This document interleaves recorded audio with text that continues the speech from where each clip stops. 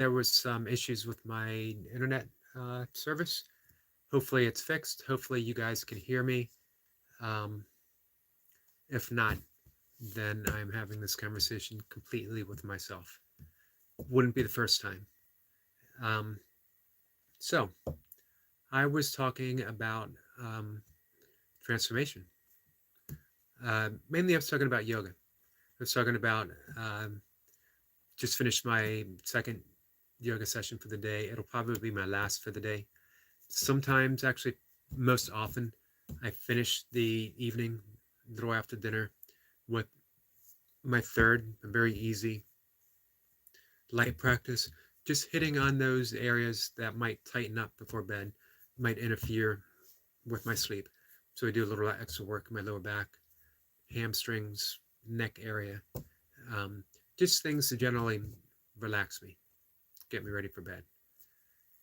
And I'm going to take it a little easier today, mainly because I'm making a shift in my yoga, not so much my yoga practice, my yoga teaching. And I was in class for my 200-hour yoga teaching certification.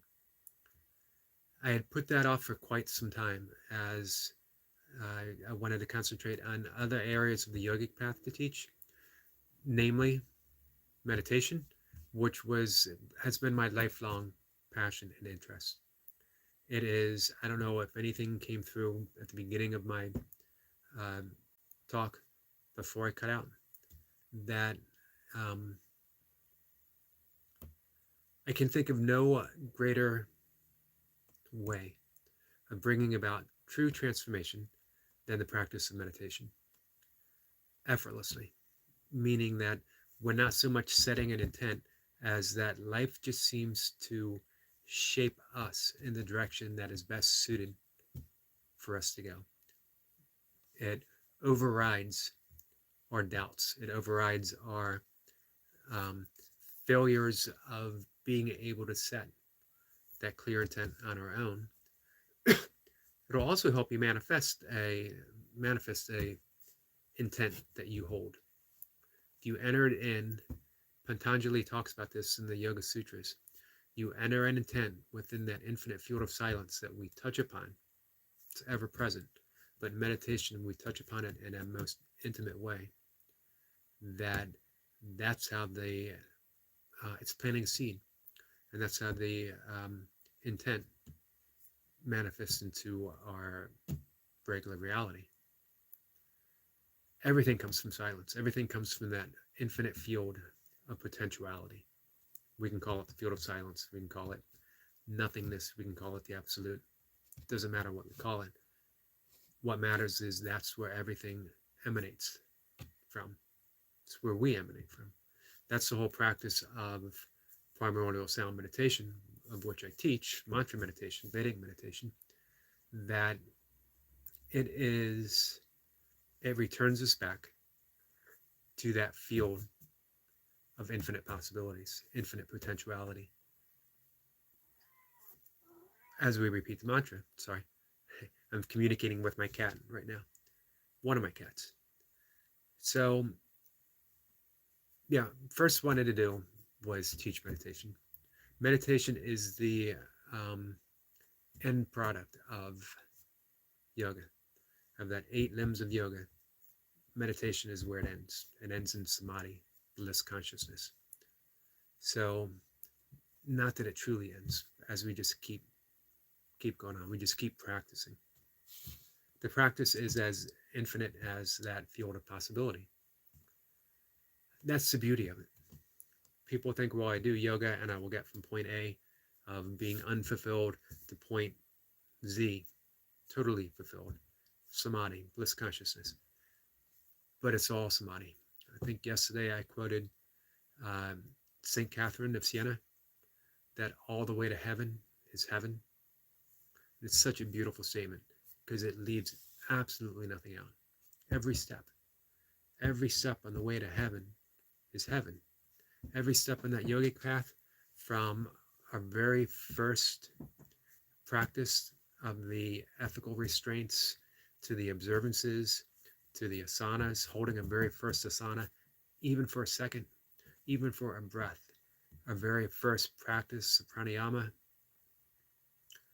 and then beginning meditation.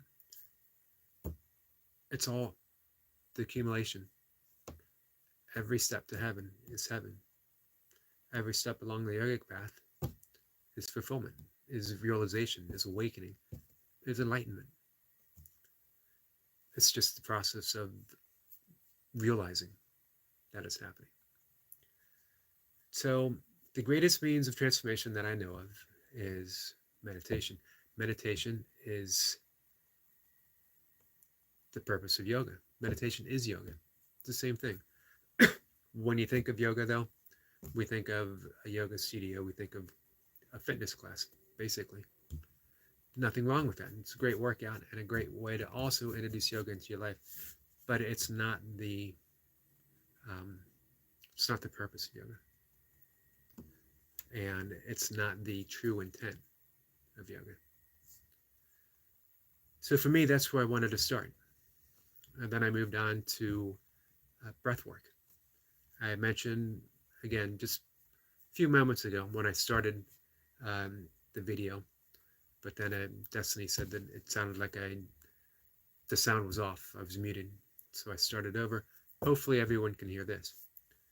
That I'm a breathwork coach. I do teach pranayama, but pranayama by strict definition it has bandhas, which are energy locks, as well as breath retention. And most of what I teach and help people with is not true pranayama, it's breath work, although I do teach some pranayama. But it doesn't really matter. You know, pranayama has become sort of the all-encompassing phrase for breath work. But it should be noted that, you know, true pranayama is very distinct from, I know in the Hatha yoga tradition, they call it breathing exercises, and then you have pranayama.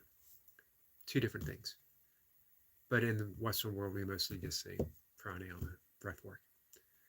Pranayama is the only means that I know of, naturally, of instantly changing our nervous state from parasympathetic to sympathetic, or from sympathetic to parasympathetic, from fight or flight to rest and digest, reactionary to responsive, all within just a couple minutes of altering our breath pattern, and we can make that change. It also has a deep effect on our cardiovascular health, on our lung capacity, on our ability to handle stress, on our hormonal levels. The list would just go on and on. Blood pressure goes down. Just simple, easy breath patterns that we do. So these are the means of transformation that I wanted to teach. I put off the teaching asanas because I didn't want to do the studio teaching. I didn't want to teach a class. What I wanted to do was basically come here and talk to you guys, or do some one-on-one stuff online, that kind of stuff. Teaching individual postures and how to put something together for you. Because you might not have, I just did my own class or my own practice this afternoon, about an hour or so ago. Was just about an hour. And then first thing in the morning after I meditated, I had my first meditation practice. Not everyone has that time, and everyone doesn't need to have that time. So for me to teach that yoga class, the yoga asana class, it would give that impression that you need to invest this much time every day, and you simply don't need to. You can put together a highly effective 15-minute routine, several different postures. You can target areas that you particularly feel you might need to work on that might be tight, that might be problematic for you. But more importantly, you would work it as a complete system for your subtle body, your energy body, so that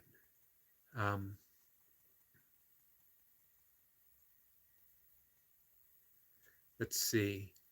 Destiny is back again. Destiny Forever Walks, PhD. She says, okay, Eric McCarty, I am back. The first time the vid had no volume. Then later the vid went to private and I couldn't come on and watch it. Yeah, I was wondering if there was something wrong with my connection, and there was something wrong with my internet connection. So I stopped it. There's no sense going on with that same video and started over. However, the best stuff that I said was in the first part of the video. Completely missed now. So I'm trying to recover it and see what happens. So, yeah, 15-minute yoga routine, and that can include meditation in it. The point is to do it. And then we have that transformation start to happen just by practicing. I was mentioning St. Catherine of Siena. All the way to heaven is heaven, or her quote. And again, I'm always, every time I say it to myself, I'm struck by that beauty. All the way to heaven is heaven, because it leads nothing out. It means right here, right now. The practice that we do, that's enlightenment, that's liberation, that's awakening, that's heaven. Every asana, every breathwork session, every time we sit in meditation is part of the path on our way to heaven, meaning it's already heaven right here. So we don't practice to become something. We don't even practice for transformation to happen. We are transformed by the practice itself. That's the way it works. So for me, again, I put off that yoga teaching, the yoga asana teaching, because I want to teach yoga, the whole path, the 8 limbs of yoga, meaning the philosophy, the yamas and the niyamas, which are the ethical restraints and the observances, pranayama, which again, I'm a breath coach. I've decided to hold off just a bit on the yoga teacher training. I am almost complete. I'm over 90% finished. But I'm putting off that last 10% because I feel I have the knowledge for the asanas. I've been practicing myself for well over 40 years. I have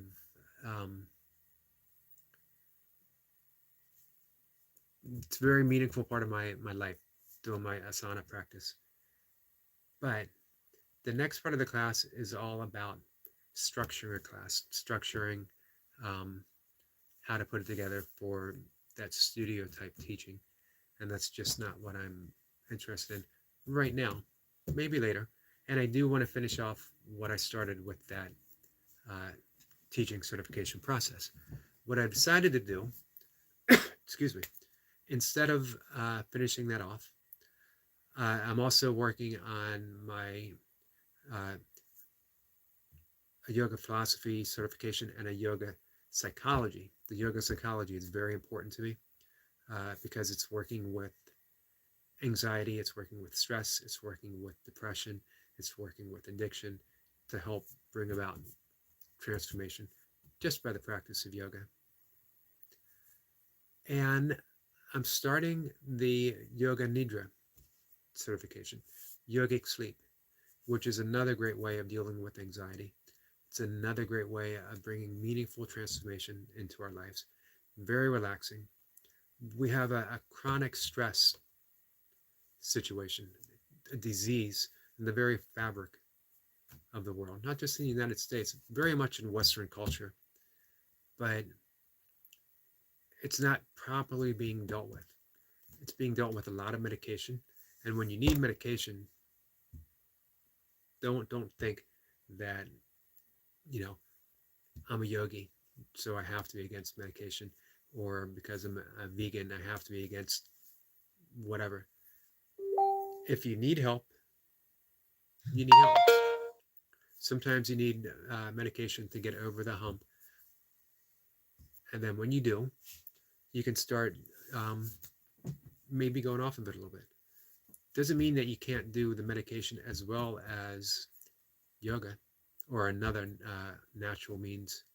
As a matter of fact, you should do all of it, including getting out in nature, maybe especially getting out in nature, walking, exercising outside in a natural surrounding. It will do wonders for you. But yoga nidra really gets right to the root of helping you relax. When nothing happens until you relax, that's when all the changes start to take place. So the yoga nidra, that yogic sleep, for me, it just seemed to be the natural step. I can come back, I can circle back to teaching the asanas in a group setting. I mean, I teach them now. I just don't do classes, but I can circle back to that. So that's where I am now, taking a step back from the hatha yoga teaching class that I was doing, even though I'm so close to finishing it. It just, my path slightly diverged, and I had to pivot. Same end result, just a different way of getting there. So Destiny is still here. She says we're together now. Thank you for your patience. Thank you for hanging in there and trying again. You're someone that is talking transformation, and I can't help but be thankful whenever you join in, because you are someone, you yourself are putting it out there on YouTube on how to bring about a transformation, how you can use a simple tool, a treadmill, a jump rope, and make these dramatic transformations in your life. Destiny says transformation is a powerful thing. The act or process of transforming, change in forms, appearances, nature, or character, or alteration, especially a radical one. Bible speaks of being transformed. Perfect example, Saul being struck down by a flash of light, being struck down by the sword of God, and being transformed into Paul. It's an epiphany. Milka McCarty is here. Hey, Milka. And that's the kind of transformation I'm interested in. I'm not interested in changes. Sorry, I wasn't waving to people. I wasn't waving to Mocha. Although I'm not opposed to waving to Mocha. I was chasing what appeared to be a gnat away. So changes happen. Sometimes we can bring them about, but mostly they just happen. Our body's constantly changing. Our thoughts are always changing. Everything changes. That's the nature of the universe. This is why both Buddhism and yoga, both paths, the first tenet is there's suffering in life because life is always changing. So we can just sit back and let life change. Transformations are more, as Destiny had said, it's a more powerful thing. That a caterpillar doesn't change into a butterfly. That would mean that the wings are present, that all the stuff it needs to be a butterfly are right there, right then.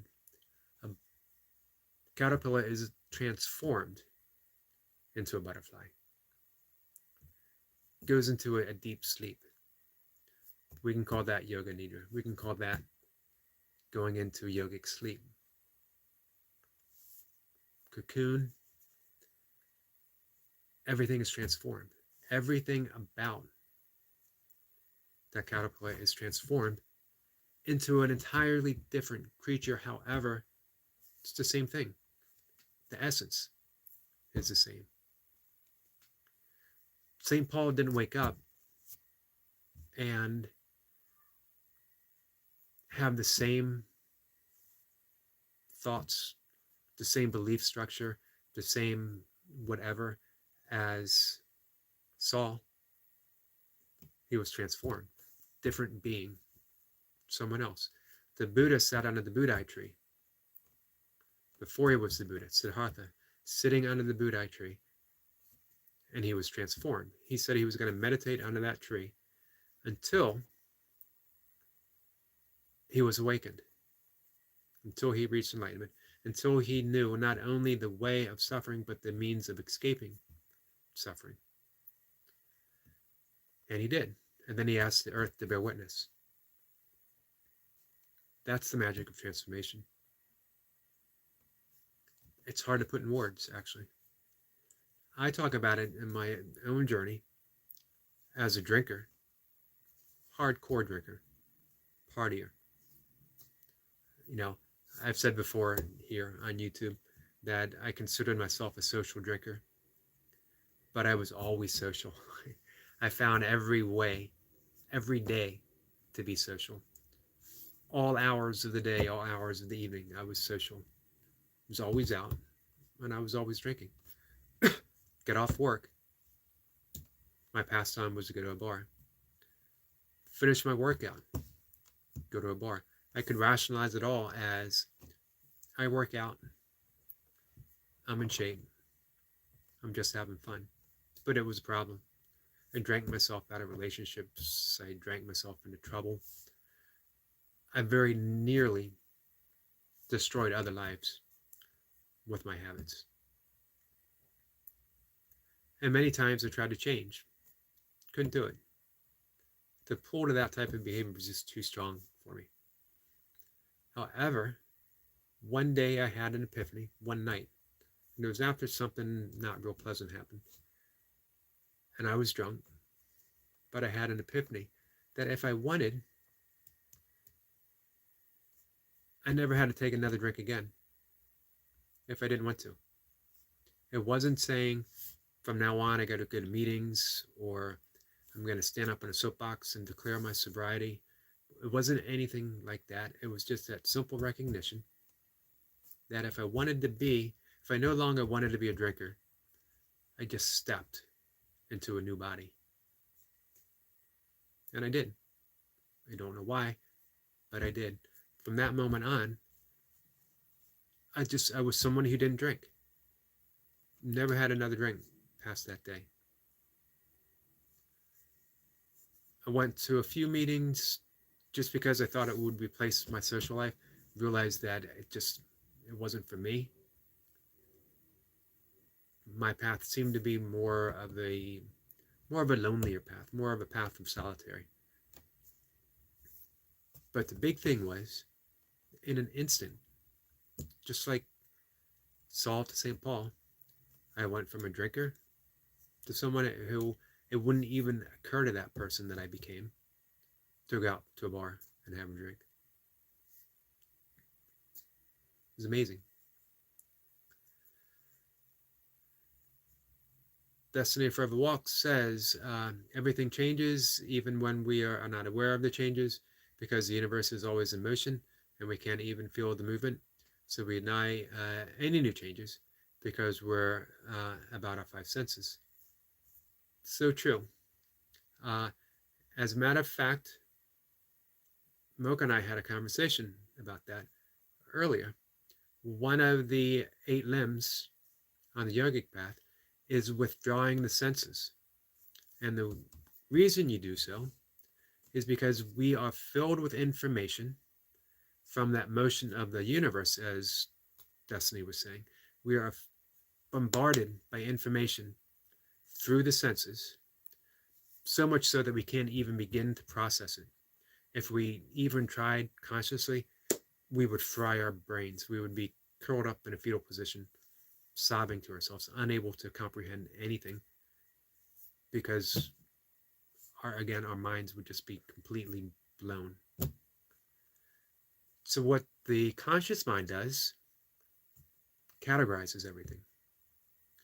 Categorizes it into aversion and attraction and neutral. 3 things. However, things that we are repulsed by, things that we have an aversion for, sometimes are good for us. Vegetables. Some of the things that we're attracted to are horrible for us. Cigarettes, fast food, junk food. However, conscious mind only knows attraction, aversion, neutral. Doesn't make all those kinds of distinctions. That's our job. The way we do that, we would practice something like yoga nidra, meditation. We would withdraw the senses, so we would actually shine the light of consciousness of those aversions and attraction. And just in that light, just being exposed to that light, that's when changes start to happen. That's when transformation starts to happen. Mocha is singing David Bowie, which is an excellent song. David Bowie being a big fan. If anyone has ever seen the list of David Bowie's favorite books, you can Google it up. And it's a fascinating list of books by a very intelligent, fascinating man. And one of which being a book, several books we have in common, but one of which is Douglas E. Harding's The Man with No Head, which was a big, big book for me. Destiny says, life is choice driven. When we're willing to surrender to the things that held us back then, that is when we overcome our failures and addictions because of our choices to take that quantum leap of faith. I agree, but also on a deeper level, because of what I was talking about before with those aversions and those attractions, all of our choices are made almost on an unconscious level, which is why we need to bring that light of awareness to bear,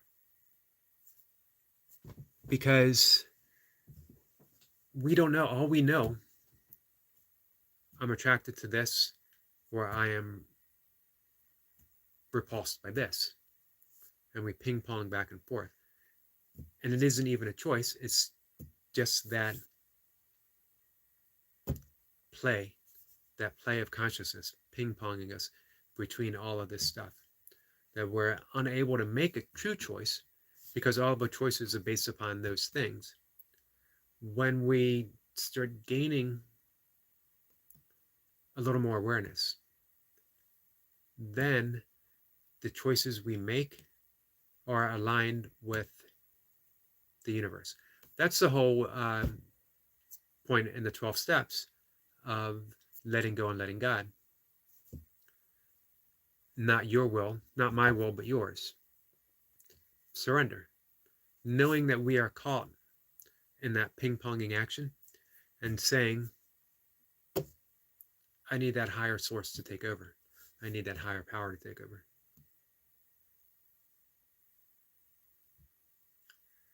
Destiny says, great conversation, Eric. I am listening to you. Please don't let me distract you with my messages. Not at all. Part of the conversation is having you, having Mocha, having all my friends come aboard, and fueling the discussion. Giving it I love reading your comments because it helps my mind go in different directions. It helps me reach points that I might not have reached completely on my own. So I've mentioned before, anytime anyone wants to go live with me and we can have these conversations in person, which would just be wonderful, just let me know. I would absolutely love to have them. So, again, in yoga psychology, they say what we need to do is learn to be the witness to those attractions and those aversions. Just by being witness, changes start to happen on their own. Transformation starts to happen on its own. That when we realize that all this time we thought we were making choices, but instead, all this time we thought we had free will, we're just a reactionary cog in a machine. And it's disheartening because I thought I had this power. I thought I had this power to make a choice. I thought I was smoking because I chose to be a smoker. I thought that I was a vegan because I chose to be a vegan. I thought that I quit drinking because I have the willpower to grit my teeth and say to the universe, from this moment on, I will never have a drink again. But ultimately, on a deeply, deeply, deep level of awareness, none of that is true. It's all based upon those aversions until we can see it from that witness standpoint. Remember, the witness is always present. The witness is reality. The witness is who we are before we have any thoughts. The witness is the space between every word. It's the silence between every note that makes the song. It's the space within the vase that holds the flower. That's the witness. And it's who we are. But because of conditioning, because of, in Sanskrit, it's called samskaras, which are patterns playing out from the moment we're born, maybe from when we're in the womb, maybe from previous lives. I don't know. Some traditions believe so, but you don't have to believe so. What we know and what Western psychology says, and Western psychology actually, Western neuroscience shows how all this plays out. They can do a brain map and show how when we think we're making a choice, when I say that I'm choosing to put my arm up in the air, that actually that impulse was there before I even said I'm going to put my arm up in the air. So how's that for choice? So if we don't have choice, how did transformation happen? Are we burdened to always be a cog in the machine? Always going to play out those samskaras, those patterns? A good example of a pattern are the records, LPs. Put the needle in a groove and you always hear a specific song that you wanted to hear. You're always going to hear side 1 of Zeppelin 2. Whenever you put the needle on Zeppelin 2. You're not going to put it on Zeppelin 2 and ever hear Zeppelin 4. Just ain't going to happen. So can we change the needle? No. We can erase the groove. And through the science of neuroplasticity, we can create new ones. That's the whole magic of the ethical standpoint of yoga. The practices at the very beginning of the path. Practicing non-harming, not stealing, not hoarding, preserving our sexual energy. And again, it doesn't necessarily mean celibacy. It means just being aware of how we spend our energy. And it's all energy, all of it. Our life essence is energy. So just being aware of how we use it. Are we using it for little things that have no meaning, no purpose? Or are we using it for the big things that bring about those great transformations of our life? So the path of yoga is the path of neuroplasticity. We're putting a new groove, new samskaras, And then we realize that all this stuff plays out. All those choices, all the changes, all the transformation, it plays out in what in Vedic philosophy is called Lila, the play of duality, the play of the world, the play of the universe, Maya, illusion, and that we are the witness to it all. And whatever changes need to be made, whatever transformations need to be made, happen through intent. That from that witness standpoint, we offer an intent, a seed. We plant that seed, and by our actions, by the fruit of our goodwill, by the fruit of our energy, they take shape. Destiny says most likely it's from a previous life. People don't acknowledge that we have been here before and in other places of the world and or the universe. We just fade out and continue to transcend. I have a tendency to agree with you, but I generally don't talk about it often because some people, not everyone of course, will take it as a way of letting themselves off the hook. Well, if they've been around for previous lives and I have no choice, then what's the point in me even trying? I have somebody close in my life, Moko knows him, who has that attitude. What's the sense of me quitting this? Or what's the sense of me stopping this? Whatever's going to happen is going to happen. I've already set the wheels in motion. The pattern is already playing out. I can't do anything about it. So it's a fatalist view. Yoga says, yes, it's a fatalist universe in a way, in that way. However, we are the witness to it all. And as the witness, we get to plant that seed of intention. We get to bring about a transformation. We get to, if it's all a divine play, Lila, and that we're just actors within that play, and yet the witness is the background, the reality. We get to be the director. We get to help things along a little bit.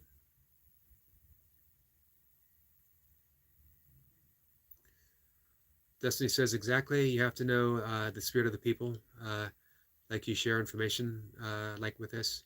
I basically keep quiet too. Yeah, and plus it serves no purpose to have a philosophical debate with someone over issues like that. If someone views it otherwise, that's absolutely fine. It's not for me to say someone's views are wrong. The only thing I want to do is help you get from where you are now to a place where you're happier, to a place where you can do meditation, you can do breath work, you can do these things that helps transform your life as a means of surrender. Again, going back to the slogan in AA, that it all goes back to surrender. Not my will, but yours. Let go and let God. Whatever slogan you want to use. Is basically, here's the thing, almost every decision and choice that I've made in my life has been horribly wrong. I made a mess of my life in so many ways, and almost continuously. I can't say it wasn't a fun mess. I had a good time messing things up quite a bit, but I was also miserable. I suffered because I continuously saw myself making this mess without any clue how to get out of it. But things began to change psychologically for me, spiritually for me, when I began to surrender in meditation, when I began to deepen my spiritual practice, and I let the universe work through me, because then, I got out of my own way. I no longer, if I made another one of those mistakes, um, it was no longer something that I suffered for or through. It's just something that happened. Doesn't mean that I wouldn't spend some time ruminating over, you know, man, I can't believe I did this. But at the same time, I was already moving on, already heading in a different direction, already being transformed by the very experience itself. That's why I say, and that's why I started everything with the greatest means of transformation that I know of is meditation. You could say the same thing about deep prayer work. You could say the same thing, about other modalities of um, inner inner spiritual work.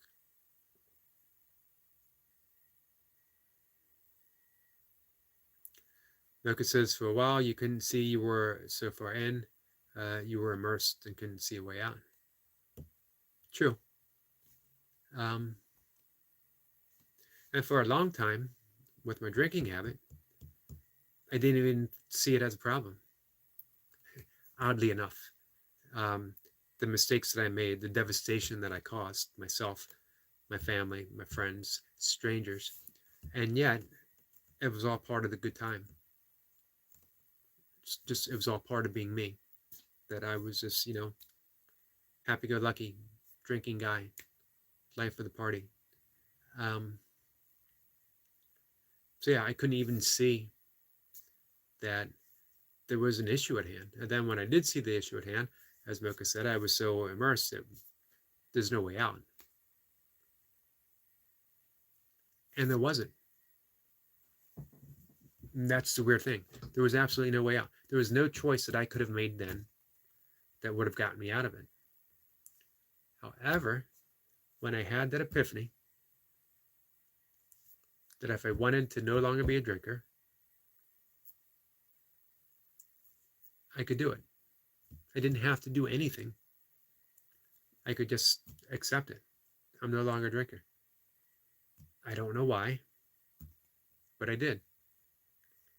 And in that instant, in that instant, I was no longer a drinker.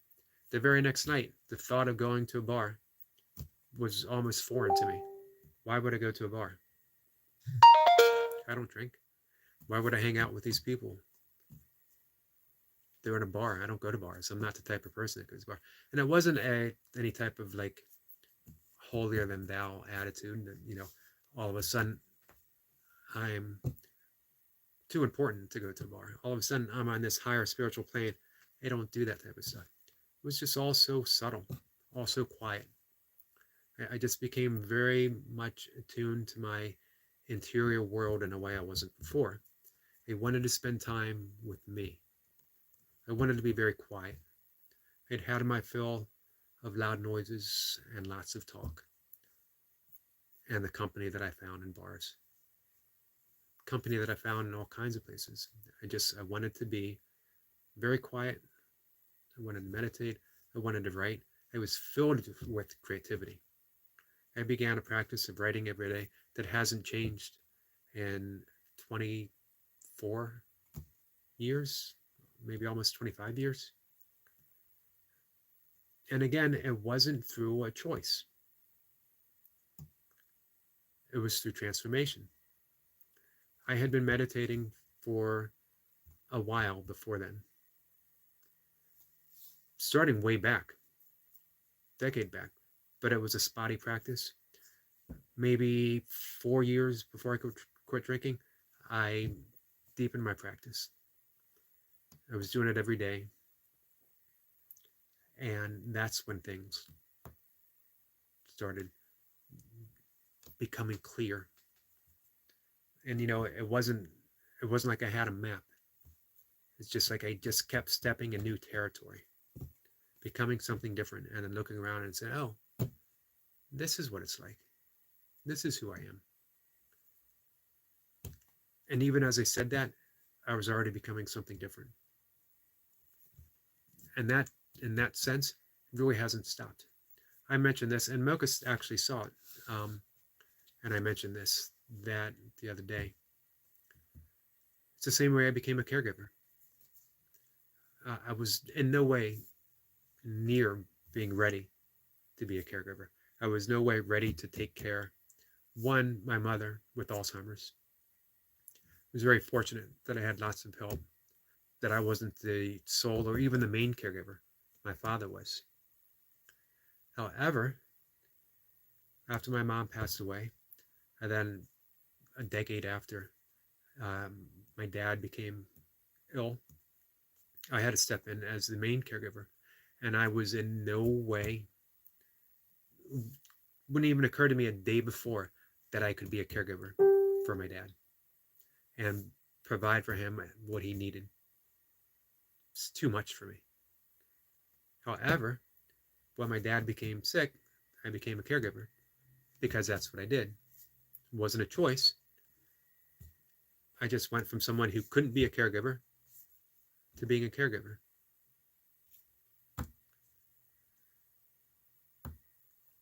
All you can do is let go. Let go and let reality. Mocha says, what about shadow work? I keep hearing about it on TikToks. All the kids are doing it. No idea what it is. You and I have talked about shadow work before, Mocha. I have a deep interest in shadow work because it is the shadow that drives the majority of our life. We could say the shadow is that realm of unconsciousness that's pulling our strings of aversion and attraction. That's all deep in the shadows. Our role is to bring it to light. We don't chase away shadows, just shine some light on it. And we see that it doesn't have the substance that we believe it does. But until we're aware of it, we drag it along behind us, which is exactly what Carl Jung said, is that the shadow is that big dark bag that we pull throughout much of our lives, never thinking to empty it, never thinking to drop it, never thinking to expose it. Destiny says, there's nothing stronger than the power of alone. That's when you real self appear and becomes clear to who you truly are. Yes, I most definitely agree with that. 100%, 1,000%. It's when I became unafraid to spend time alone that my aloneness was revealed. And by aloneness, paradoxically, Mocha can correct me if I use that correctly or not. She can let me know. I realized that alone because of deep connection. When you're alone, when you realize you're alone, you realize we're all alone together, if that makes sense.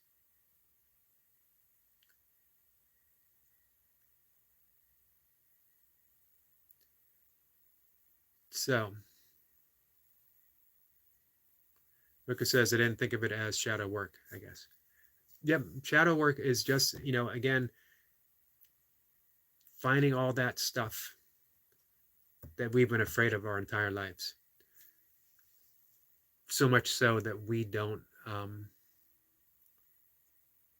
even acknowledge it, and it just goes deeper and deeper into the shadow. And that includes all the great stuff about us as well.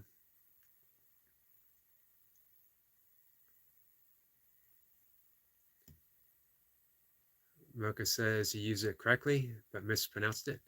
Well, yeah, it's the intent's always there. It's the getting my mouth to do what my brain is trying to say that is the issue. Mocha asks if shadow work can open up black memories. Yes. Sometimes a little bit of time, and sometimes in a rush, things will just come right at you. Because again, you're opening that bag, big dark bag of all the stuff we've hidden from ourselves. And sometimes it'll just come rushing out. I have a couple really good books on shadow work. I'm happy to give you. Destiny says this will have to take us back to our inner child. That's where true healing begins. Yes, some might say even past life regression. Amoka says, I need to do it then, pertaining to shadow work. I would agree. I mean, that's what Jung said is a great work of our lives. It's the same thing that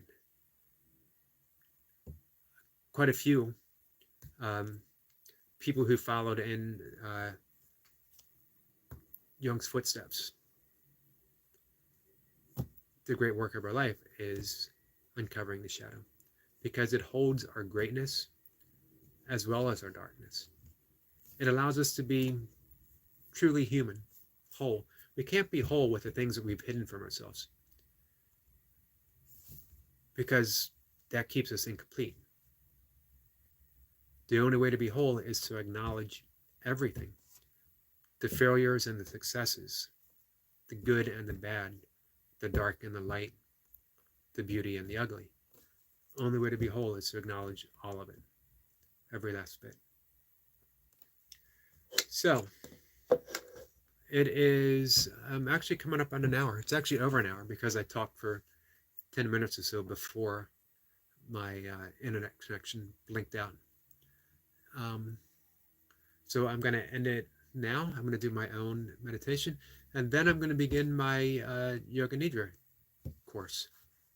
Really looking forward to this, as well as all the stuff that I'm working on right now. It's pretty insightful. Mocha says, unintentionally hidden. I would like to remember and maybe detach feelings from the bad memories.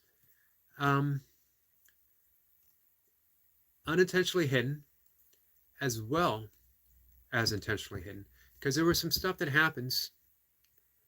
There was some stuff that happened to you as a kid that you were just simply not able, for your own sake, for your own safety, you had to put it in that big bag.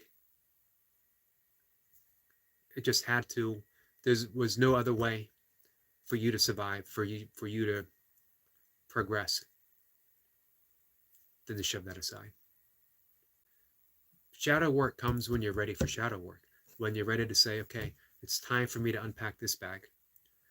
I'm ready to be whole. I'm ready to acknowledge how awful this experience was. I'm ready to acknowledge the ugliness that I was involved in, even if it was against who I was, but I participated in it. That I am ready to accept the beauty of who I am, that I am ready to accept all of it. It's time for me to be whole. And you grab that bag and you just start unpacking it. Sometimes a little bit at a time, sometimes a lot. Some therapists, if you have the right therapist, will work. Mocha's asking how, and she's asking recommendations for shadow work. Some therapist, several really good authors. Debbie Ford, who unfortunately passed away, was one of my first introduction to shadow work. I wonder if I still have some of her books. I know I have one. Deepak Chopra, and the one certification of his that I had wanted to take has a whole section on doing shadow work. Always something that I wanted to do, to work with people, as well as for myself, because I got a shadow, a bag that I've been dragging around for ages. Who knows what dark stuff is in there? Who knows what beautiful stuff is in there? Because remember, the shadow isn't just the ugliness of life, it's also the beauty of life. And it's also recognizing, going back to Taoism, yin yang, that the two are actually one, and that in each section of the yin yang is just a dot of the opposite appearing to signify that it's not separate. So we'll talk more about shadow work tomorrow. And Mocha and you and I will talk about some shadow stuff, and I'll dig out some of the books what I can find, and then we can do some research on it. All right, guys, I'm gonna let everyone go. I got some stuff to do. I know Mocha's got a class coming up as well. Destiny, I appreciate you coming by. I appreciate your insights. And again, if you ever want to talk live, just let me know. I will see everyone tomorrow. If anyone is on Instagram and they want to talk, in the evening, usually about 5:30 so, I do the same thing on Instagram for like 20 minutes, half an hour. Check it out. Come by, say hi, have a conversation. I will see you guys tomorrow. Take care.